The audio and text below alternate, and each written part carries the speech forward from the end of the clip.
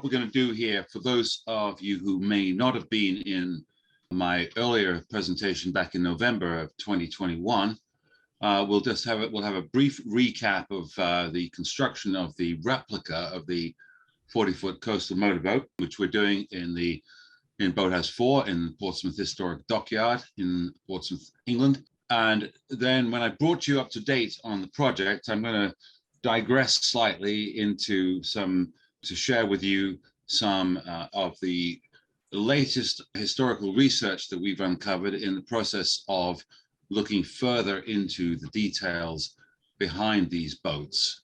The coastal motorboat was a boat that the Admiralty wanted in 1916, 1915, 1916. They wanted a fast boat capable of doing 40 knots, delivering a 3/4 ton torpedo and drawing very little water. The design they came up with was largely due to three lieutenants, Anson, Hampshire, and Bremner, who put forth a plan which was taken up by the Admiralty and given to the Thornycroft company. Here you see the prototype boat, hull number 874, under construction at Platts 8 in 1916. There is the boat a little bit later on, turned over, again at Platts 8. And then we will move quickly to this picture here, which is the prototype on trials on the River Thames outside of Platts 8. This is Hurst Park on the right there. Some of you will remember there was a horse racing course there.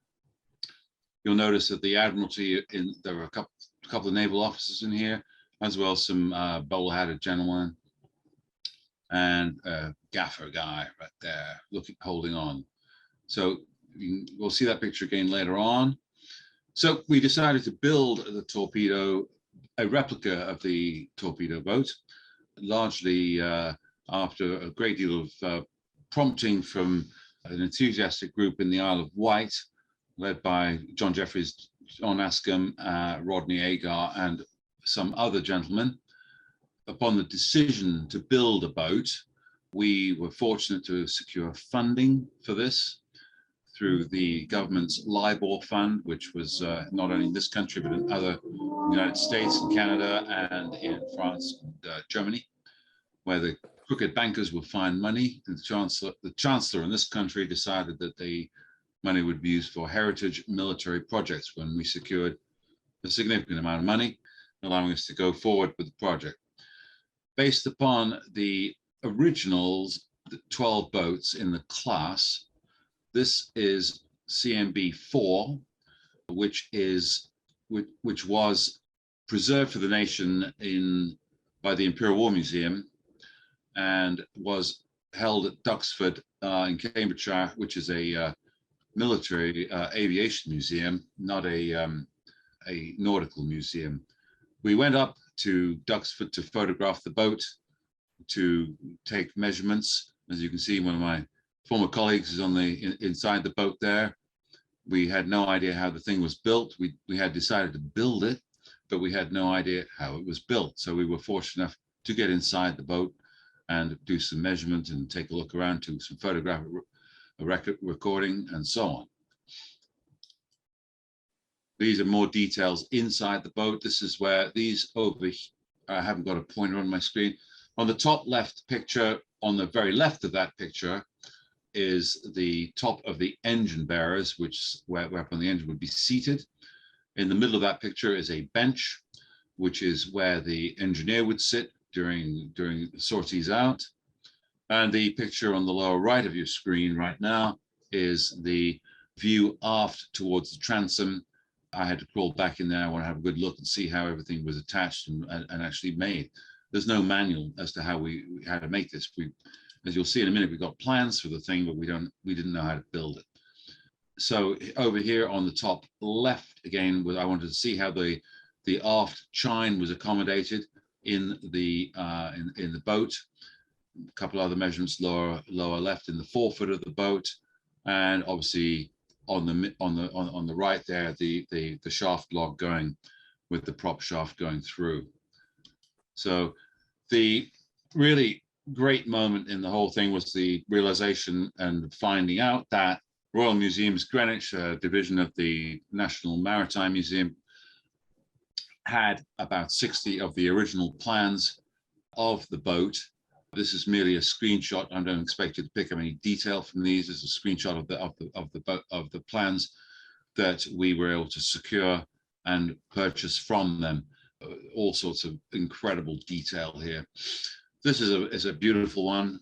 This is the general arrangement of the boat, as it says, boats 874, then 880 through 890. These are the original 12 craft for the first class of 40-foot CMBs. If you look at the title on the plan there, it says general arrangement of 40-foot vedette skimmers. The Admiralty didn't quite know what to call these boats for a long time, so they called them skimmers, hydroplaning boats. They called them skimmers, hydroplanes, and vedettes. They didn't decide to call them coastal motorboats until much later, largely because the objective was that it was going to be a fast torpedo boat, and it would not have been appropriate to call it a fast torpedo boat. So that would have kind of given the game away. Anyway, this is a beautiful thing. So this here begins to explain a bit about how the boat is laid out and set out inside. You can see the torpedo is facing on the lower picture, the plan view. You can see that the torpedo is in the torpedo trough with the props of the torpedo facing aft. So the torpedo is dropped off the back of the boat, and then the boat itself gets out of the way while the torpedo continues on its trajectory. I'm going very quickly here because I think most of you have covered this before. This is the absolute pay dirt of making our way forward in building the boat. This plan, of course, is the lines plan, and in the top right on the inset there are the offsets, which are it's not a table as much as it's a numerical representation of all the measurements that you see below on the boat, looking down below. The topmost plan is the body plan, which shows on the left side of that picture the shape of the boat every 4 feet from the transom. On the right side of the body plan at the top there, that shows the shape of the boat every 4 feet looking bow on. The boat is divided on the body plan into 4-foot sections. So from this, we can loft the boat out, which is what we're doing here, where we're taking that plan and at 1 inch to 1 foot and putting it on the floor, drawing it out at 1 foot to 1 foot. So these big battens you see on the floor are designed to strike a fair curve where we need one down the length of the boat, all 40 foot of it. With the body plan drawn on the floor, you can then move to looking at the picture on the top left, you've got various shapes that were on that body plan. You can then put nails on the lines on the floor. Moving to the middle picture, you then put a big piece of plywood on there and stomp on it and bang on it and hit on it. That will leave the nail head impressions in the boat, in the plywood, from which, moving to the top right picture, you can see that the lines that were marked by the nail heads prescribe a curve of the boat, and you can then cut that out, make a mirror image, and you've got the shape of the boat at station 8, which is 4 feet from the transom, or 32 feet from the forward perpendicular. That's the shape of the boat on the top right picture at that point in the boat, 32 feet from the bow. Engine bearers are made. These are the longitudinal interior structural members of the boat. They're a critical part of the boat. They basically form an internal keel. They run from the transom almost all the way through to the bow. They are joined in 2 halves here on the left picture. Limber holes that were cut in them to accommodate timbers, which you'll see later on. On the right side picture is the stem of the boat being produced. It's a lamination of 32 pieces of 6mm oak, 1/4 inch oak, all bent, shaped, glued together, and then shaped after it's all set up. Engine bearers go up. These are on stanchions. This will provide the framework for the boat to be built upon. On the lower right picture, the molds that we just discussed in a previous picture are now being attached to the stanchions, cut through into the engine bearers to begin to set up the framework for the boat, which then begins to take place. The top left picture, the leftmost picture, shows the engine bearers set in, a hog laid in the middle of the midships there, all the way down the center line, and the beginnings of stringers, the long longitudinals running from the transom all the way through to the stem, which has now been set into the boat. Lower right is a breast hook here in the stem. In the bow, we didn't use brass like the original boat. We're using wood oak laminations there. Then the stringers all in. Then the framing of the boat goes forward on the top left picture. Those are 1/2 inch by 3/4 inch timbers steamed and bent all around the boat. And if you look to the lower right picture, there's the hog laid in, and you'll notice the stringers come up. Sorry, the frames come up over the stringers through the limber holes, and then they dive underneath or over the hog because the boat is upside down, and then back out. These are all steamed. We broke a few, to say the least, but we got them all through. Then we had a little break for a thing called the COVID pandemic. So nothing happened for about 8 months. When we came back, this is the beginning of work again. Top left is the aft chine logs being prepared for setting into the boat. This is an important part of the boat because this is the part of the hydroplaning element of the boat. You'll see a bit more of that in a minute, I think. Top right, a lot more reinforcing going in around the combing and the cockpit of the boat. Lower left, we've got Connie here putting in some very large ring frames, which are set into the boat in the engine room area, 1.5 by 2.5 structural members that go completely around the boat. If you look up to the top left of that picture, you will see the ring frame coming down. And then on the lower right, one of our volunteers is making the shaft log for putting into the boat. And again, that has to be cut out every 4 inches on center to make it accommodate onto the hog over the framing of the boat. On March the 12th, we had begun of 2021, we had begun planking the boat. So here are the first planks going on. We broke with convention on the first, compared to the first 12 boats, and decided to do a diagonal skin on the first layer. So there's the first layer going on, and here it is coming up towards the stem and the bow. You'll see, of course, up here is CMB4, which we were delighted to have delivered to us after negotiation with myself and with Rodney Agar. We were delighted that the Imperial War Museum decided to loan us the original coastal motorboat on display above us on the floor there. Planking was fairly quick. So here we are, April 15th, with almost 2/3 of the first skin on the boat. And then by June 30th, Ian is fairing off, sanding down the first skin of the boat, which has now been completed on the hull. Thereafter, we quickly jumped in and started on the second skin, which we did 4.5 longitudinal, as was the original boat.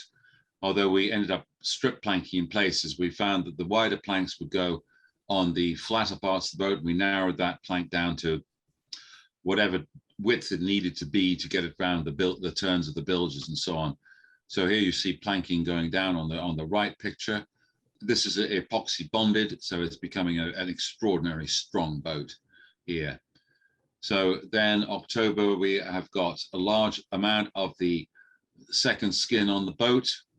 A little bit view a couple of days later, we've stripped planks down here. There's only a little bit left on the boat to put in, where we're going to go to very narrow planking around the sharp turn there. So November 12th brings us up to the second skin is now complete on the hull, and that's where we got to on the earlier lecture. So I'm now going to move into the latest developments on the boat. So the next development after the second skin on the boat is to build the step business on the thing. This is the all important bit that makes it hydroplane.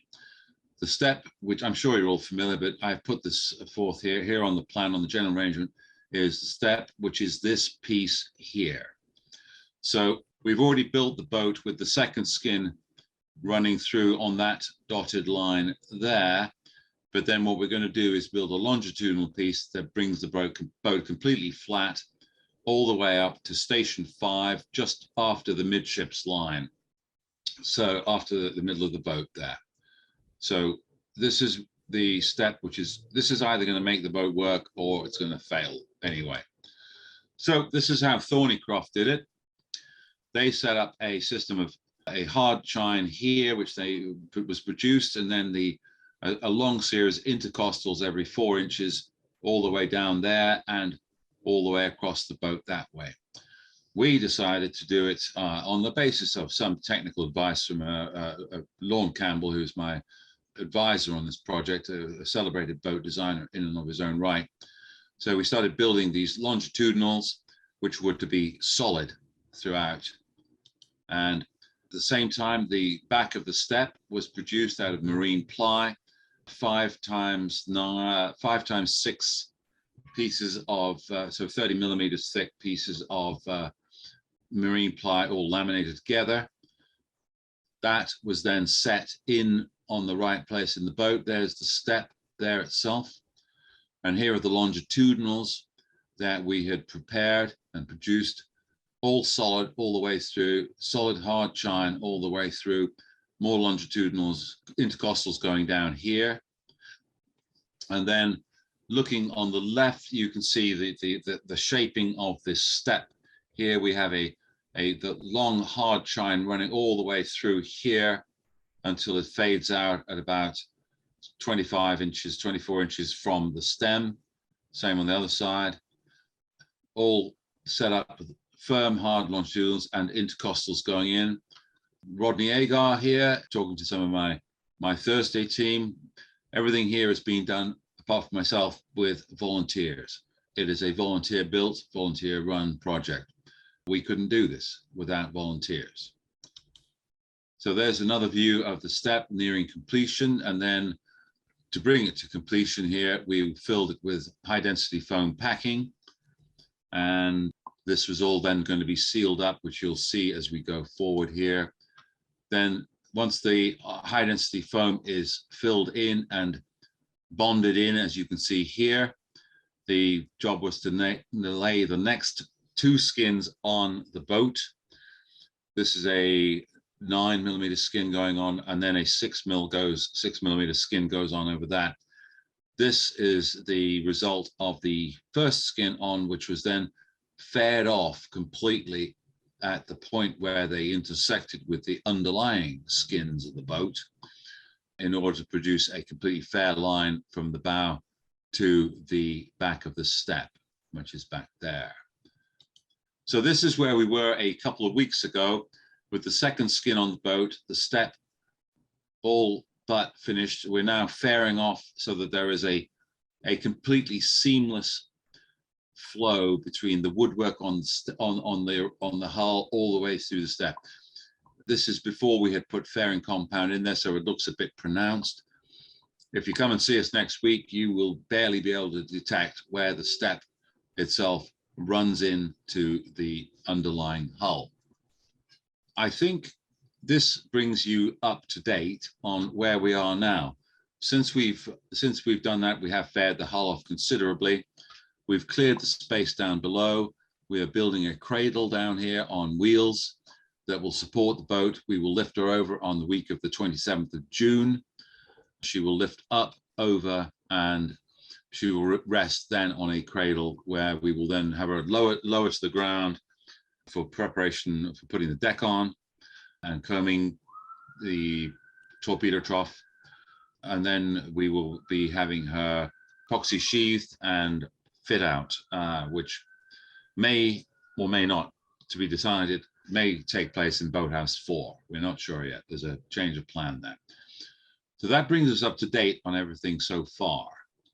So now I'm going to go, moving away from the boat, I'm going to bring you some late breaking stuff on the research that has been going on with the CMB. In addition to building this boat, I, along with a group of other fine people, all of them I hope named here, have been unearthing all sorts of material about the CMBs. So this will be a slightly different section of the program here, as I will run you through some areas of research that have brought about new findings that I don't think any of you will have seen before. So if we're talking about the CMB, we need to realize that the John Thornycroft company, John I. Thornycroft, was very much engaged in the building of fast boats long before he actually built the CMB. So a recent trip to the Isle of Wight Classic Boat Museum revealed these lovely photographs of Scolopendra, built in 1902. I'm delighted to say Scolopendra is back in the United Kingdom and is undergoing a rebuild. And I have a wild idea that I might possibly be able to bring her on display at some point, possibly.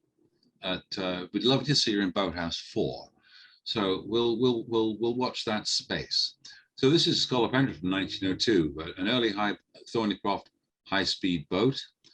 And then, whilst looking around at the archives at the Isle of Wight Classic Boat Museum, this splendid drawing of Gyrinus came about, which is 1908, I think. Somebody will no doubt correct me if I'm off the mark on that one. And then here we have Miranda 3, I think, on the top left. And on the right, there's John Isaac Thornycroft himself at the wheel. And this is at Bembridge in the Isle of Wight. This was one of the earlier attempts at high-speed boating with twin rudders and a propeller way out the end there, and another rudder up in the front end. So under the stem, all attempts to build high-speed boats. Rooting around at the Classic Boat Museum in the Isle of Wight, I came upon Tom Thornycroft's notebook. Tom was really lead engineer in a way on the coastal motorboats, the CMBs. John Isaac was there, of course, but he was scribbling notes back and forth. Tom Thornycroft ran the program. Hold tight. So this wonderful book appeared out of one of the drawers at the Isle of Wight. Tom Thornycroft's notebook, TT. And as you can see inside the front cover, Tom Thornycroft, Basingstoke, Hants, that's for Hampshire, £1 reward if returned at once when lost. So digging through this notebook here is a remarkable drawing on page 92. The whole notebook is filled with sketches that Tom made all the way through. Here we are, 10th of November, 1915. Here is a variations of centers of gravity of boats. So here we have the beginnings of the shape of the torpedo boat. And curiously, at this point, torpedo 2,240 pounds, facing aft of the boat there with the prop at that end. So within a year before, or less than a year before they built the prototype, they were still thinking about launching it off the other way. So at some point they changed their mind and decided to put it the other way around. These are photographs in the yard at Hampton. To my historical mind, these are absolutely gems. What it comes about is that the family photographer for the Thornycroft family was Blanche Thornycroft. And Blanche was for those of you unaware of Blanche, she worked with John Isaac, designed many parts of the boat, including a spiral propeller. Blanche was in the group of the first 3 women inaugurated into the Institute of Naval Architects. She's a very flamboyant woman and a woman ahead of her time in many ways. She is in both of these photographs. This is Blanche on here. If you think about how odd it would be to a woman dressed in her finery like that, in a best suffragette outfit. At the time, women weren't in boatyards. So Blanche would have staged this photograph by setting up the camera and having somebody stand above and so when she gave the signal, she would say, "Take it now." This is almost certainly Tom Thornycroft, her brother. They're looking at a 55-foot boat under construction here. And here they are again. This is at Platts 8. Here's Blanche and Tom sitting very casually on top of one of the boats. Here is another gem that emerged from Isle of Wight. Telegram dated April 17th, 1916 to Thornycroft, Bembridge. Good trial, new boat today, 34 knots full load, about 39 light. That will probably be the picture on the lower right side of your screen there, of the prototype on its trial run. That's a fascinating piece of information for me, that we actually have a date as to when the first trial was successful. Another little gem that occurs is the motorboat trial data, 782 through 798. These are the early original the 11 of the first 12 CMBs with their weights on there, their petrol, and the propellers, which they tried slightly different propellers on each one to see what different speeds they could achieve with different propellers. I find this all quite fascinating. I hope you guys have. Another lovely picture which emerged. If anybody has any clues as to who these people are, I think they're probably Anson, Hampshire and Bremner and one or two others. I'd be most interested in knowing anybody can identify the gentleman in the suspenders with his sleeves rolled up. This is a 40-foot CMB. I've got to keep going here. We often think about the CMBs as being torpedo boats, but here are some fine photographs of CMBs in other use. On the left, laying set up for depth charges, and on the right, a 55-foot boat with setup for mine laying. These are some of the only pictures I've seen with them set up this way. So here's some previously uncovered photographs at Terioki in Finland, Terioki was the forward base for the raids on Cronstadt. On the left, Marshall and Agar on CMB 4, and below right, the bridge on CMB 4.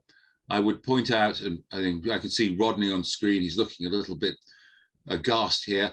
These are absolutely the first identifiable photographs I have seen that can say this is CMB 4. So these are remarkable photographs here. A little gem, after the Cronstadt raid, Augustus Agar flew over Cronstadt to look at what destruction he had wrought. So on the back of this photograph, my Swedish air pilot, A. Rochelle, who flew me over Cronstadt to view the Oleg after she was sunk, June 17th, 1919.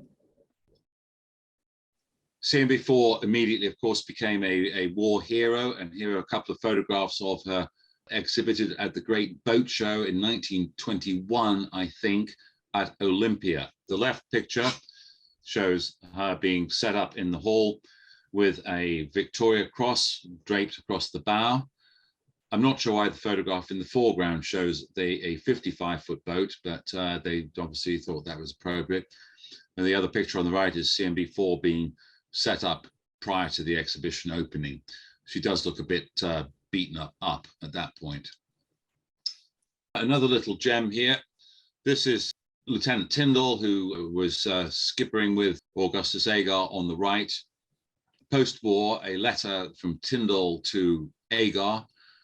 Thought you might perhaps care to have a photo of myself in remembrance of the top hole summer of 1919. Thank you awfully for all you have done.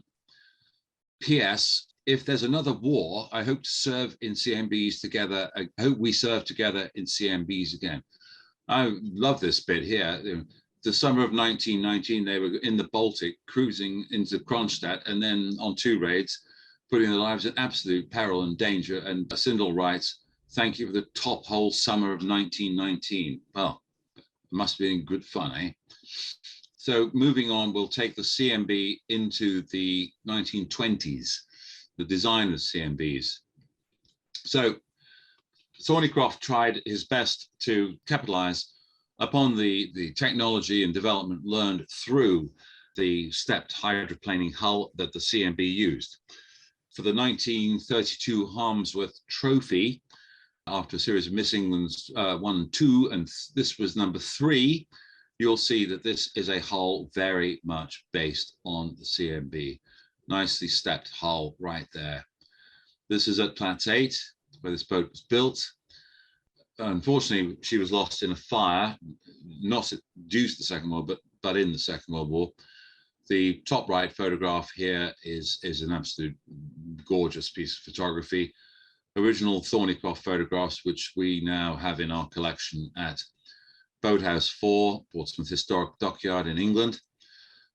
If anybody wants pictures or copies of these, they're welcome to talk to me.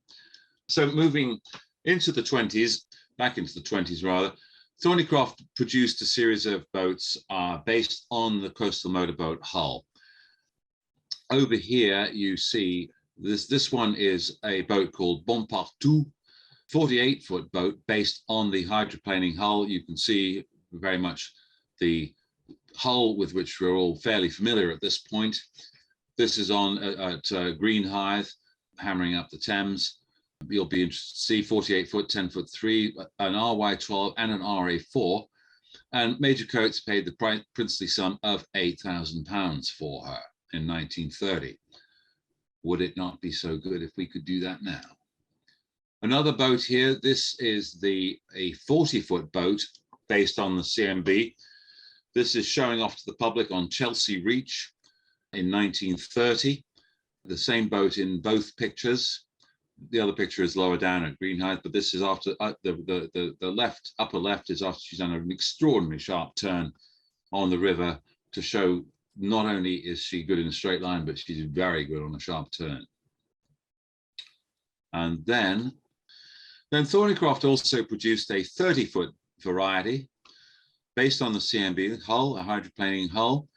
Again, she's somewhere along, I think she's probably near Somerset House. This is the 1926 Thornycroft catalogue, showing you a lovely 30-foot hydroplaning boat, 35 miles an hour. Fortunately, one operational boat still exists, and I'm very honored and privileged to have this boat in Boathouse 4 at the moment. This is Sera, a 1928 Thornycroft gentleman's racing boat, 7-litre engine, 6-cylinder, 145 horsepower, based on the boat you saw in the catalogue in the previous picture. This is on loan to us for an indefinite period of time at the moment. So those of you who are local enough may yet get the chance to come down and see her. This was shortly after she'd arrived, and everybody was in awe and wondrousness of what a fabulous boat she is. She's not only as a 1928 boat, but she has been completely rebuilt. Everything on her is absolutely original, including the engine. The owner has the papers from when she was built all the way through. Original engine, rebuilt, everything is rebuilt, and she is absolutely gorgeous. So next picture is simply that on Sunday, last weekend, 2 days ago, I had the great honor and privilege to go out and take the boat out and drive around in the Solent. Unfortunately, the weather was a little bit the water was a bit too heavy, a bit too choppy for us. So I only managed to ride up to about 18 or 19 knots. But this picture on the right gives you the view. There's the stepped hull. She's clearly coming up on the plane. She's powering along. She's very noisy. She's very wet. She's totally exhilarating and very, very exciting. She draws heavily to starboard constantly because of the proximity of the propeller, which is right in front of the rudder. It's a complete wrestling match to bring her over to port, which made me realize why when Thornycroft built the CMBs, he put weights on the rudder to obviate that problem. But anyway, there we are on Sunday, and I think maybe that brings us to the close